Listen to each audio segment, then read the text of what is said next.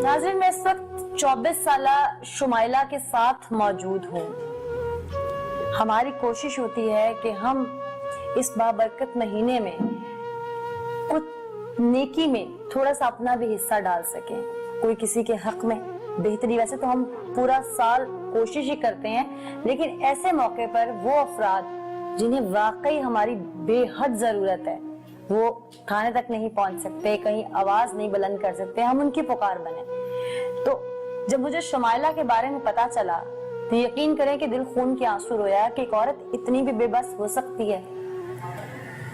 शुमाइला की उम्र इस वक्त सिर्फ 24 साल है। शुमाइला की शादी हुई, वहां इसके साथ जो जुल्म के पहाड़ तोड़े गए, और उसके बाद शुमाइला जिस हालत में है, यह हमारी उन तमाम बेटियों के लिए लम्हा फिक्रिया है जो अपने घर में जुल्म सहती हैं और जुबान से सी तक की आवाज नहीं निकालती।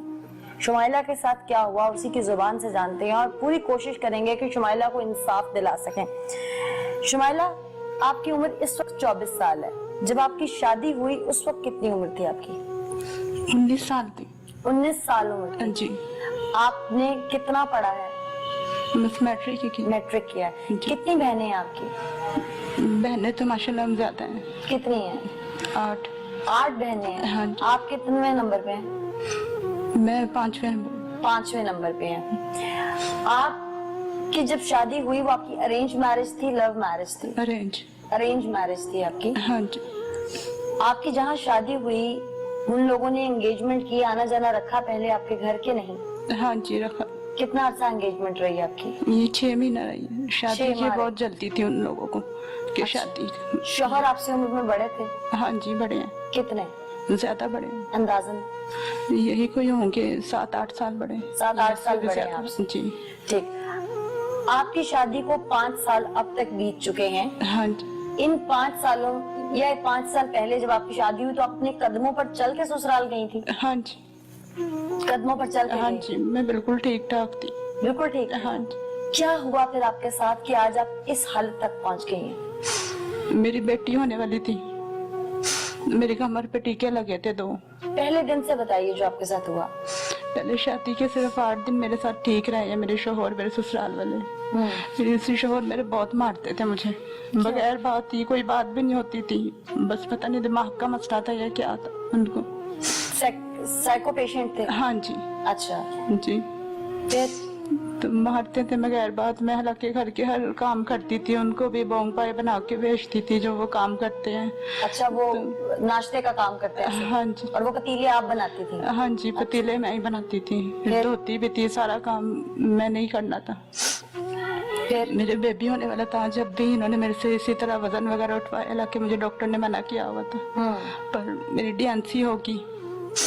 फिर उसके बाद दोबारा मेरे था तो इन्होंने इसी तरह वजन वगैरह उठवाए, मुझे मारते बहुत थे। तो फिर मेरी डीएनसी। आपके हमल को जाया करवाया गया? हाँ जी। ऑपरेट क्यों करवाया? क्या चाहते थे आपके घर वाले, आपके शौहर, आपके ससुराल वाले? उनको अल्ट्रासाउंड में पता चल गया था कि बेटी है। तो बेटी नहीं चाहते थे? हाँ जी, वो बेटी नहीं चाहते थे। फिर उन्होंने आपके सर्जरी करवाई आपकी जबरदस्ती? हाँ जी। अच्छा जी। और फिर आपको इंजेक्शंस दिए गए? हाँ जी, मैं बिल्कुल ठीक ठाक थी, मैं अपने पैरों पे चल के हॉस्पिटल गई हूँ। तो मुझे वहाँ पर उन्होंने एडमिट कर लिया है, तो मेरा ऑपरेशन कर दिया उन्होंने। तो कमर में 2 टीके उस वक्त लगे थे मेरे। अच्छा। तो जी, बेटी तो मेरी माशाल्लाह ठीक थी, पर वो बहुत छोटी थी, अभी 1 किलो की थी जब हुई थी। तो मुझे हॉस्पिटल में रखा हुआ था उन्होंने। 11 दिन तकरीबन हॉस्पिटल में रखा, बीपी कंट्रोल नहीं हो रहा था मेरा। फिर उसके बाद जब मेरी बेटी पैदा हुई, जब भी कोई भी नहीं रहा, मेरी बहन ही मेरे साथ रहती थी, तो मुझे घर से निकाल दिया बेटी पैदा होने पे। मैं जब से पैरालाइज हूँ, मैं हिल भी नहीं सकती।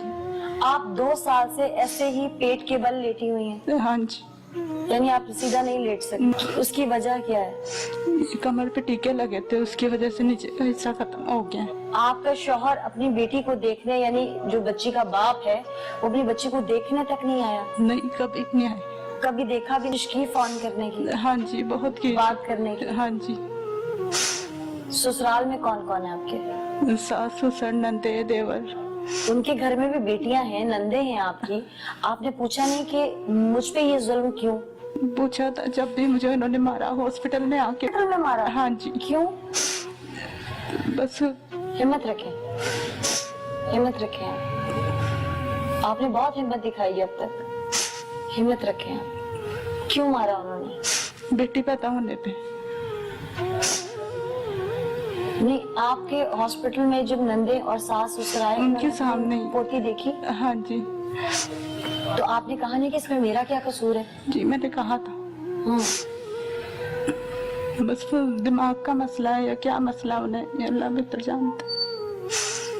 अभी आपके शौहर ने आपको तलाक भेज दी। ज़माने जाहिलियत में अहले अरब के बारे में सुना जाता था कि जब बेटी पैदा होती थी तो वो जिंदा दरगोर कर देते थे, लेकिन फिर दीन इस्लाम फैला, औरत के बेटी के हकूक मुतारिफ करवाए गए, समझाया गया कि ये 7 रहमतें लेके आती है। जिस घर में भी बेटी है, यकीनन जो ये प्रोग्राम देख रहे होंगे वो इस दर्द को महसूस कर सकते होंगे, या जिनकी बेटियां ससुराल से दुख भरी आह लेके वापस आती हैं, वो मेरे इन अल्फाज को, शुमाइला की इस दर्द भरी आवाज को महसूस कर सकते हैं। आज के दौर में भी ऐसे जाहिल लोग मौजूद हैं जो किसी की बेटी को ब्याह के तो लाते हैं, फिर उसे सुख नहीं दे सकते और फिर दुख देते देते उसे जिंदा लाश बना देते हैं।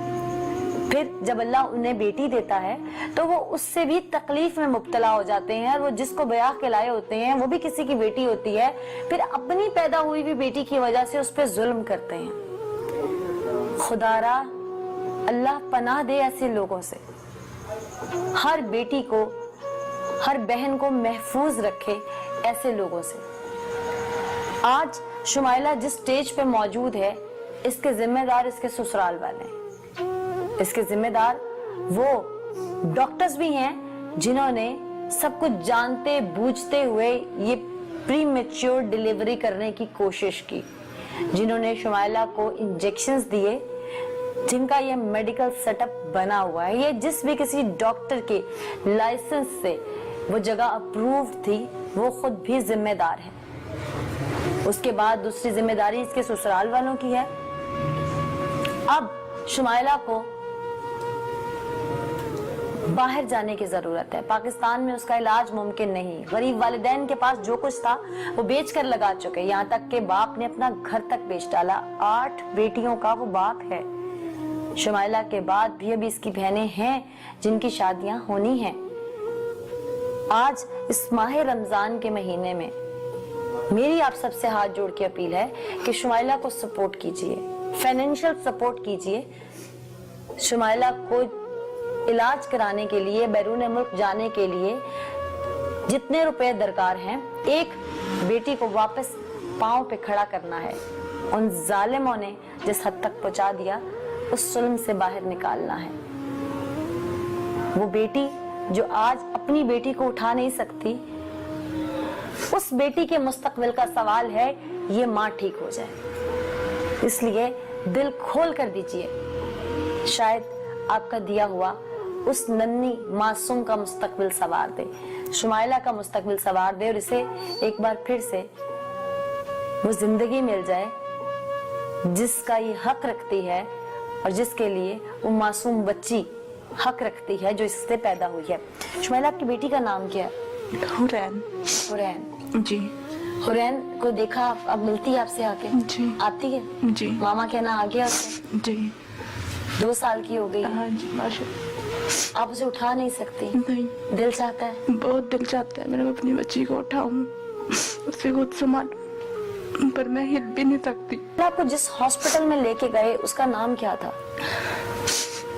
नाम नहीं मुझे याद। वो क्लिनिक कोई सर्टिफाइड डॉक्टर का था? हाँ जी। डॉक्टर से मिली आप? प्रॉपर डॉक्टर थे या कोई डिस्पेंसर वगैरह थे? डिस्पेंसर ही था शायद। कोई डिस्पेंसर का नाम जानती है उस क्लिनिक का? नहीं, नाम नहीं मुझे याद। कहाँ पे था? ये दूर ही था काफी, घर से उनके काफी दूर था।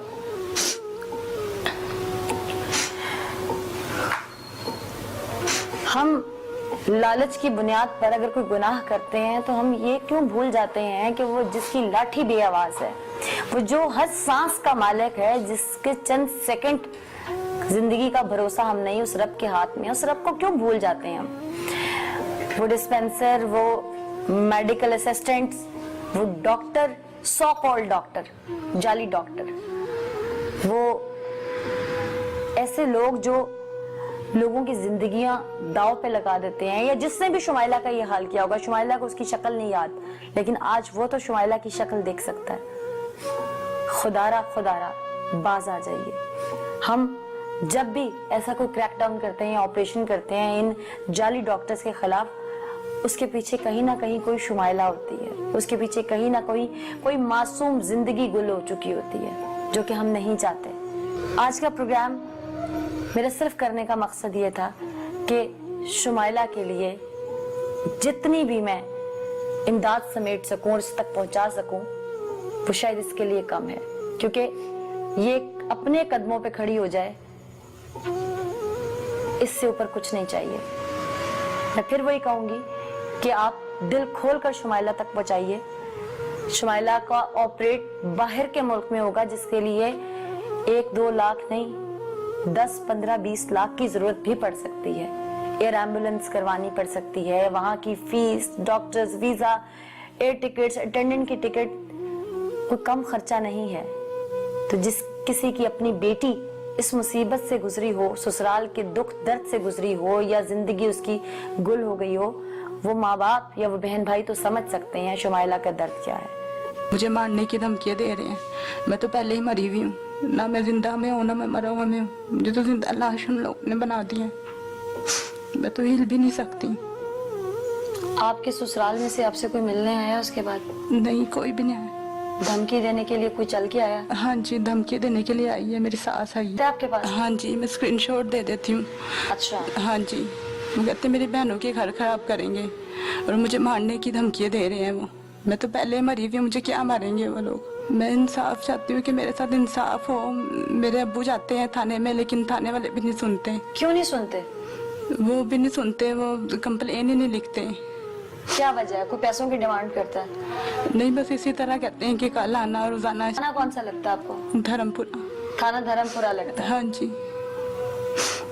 आपके वालिद वहाँ पे कितनी बार गए हैं? 4-5 बार गए हैं, लेकिन किसी ने कुछ नहीं सुना? नहीं, किसी ने कुछ। अफसोस दर अफसोस, हमारे मुल्क में जहाँ पर हम कानून के रखवालों की इज्जत करते हैं, हम उम्मीद करते हैं कि हमारे जान माल इज्जत का तहफ्फुज देंगे, वहां पर एक पैरालाइज्ड शुमाइला जो 2 साल से उल्टी लेटी हुई है, क्योंकि वो सीधी नहीं लेट सकती, उसकी कमर में जख्म है, उसका निचला धड़ मफलूज है, उसके ससुराल वालों ने उसके ऊपर जो जुल्म के पहाड़ तोड़े, ऐसे में उसका बेबस लाचार बाप 5 बार थाने के चक्कर लगा चुका है, थाना धर्मपुरा।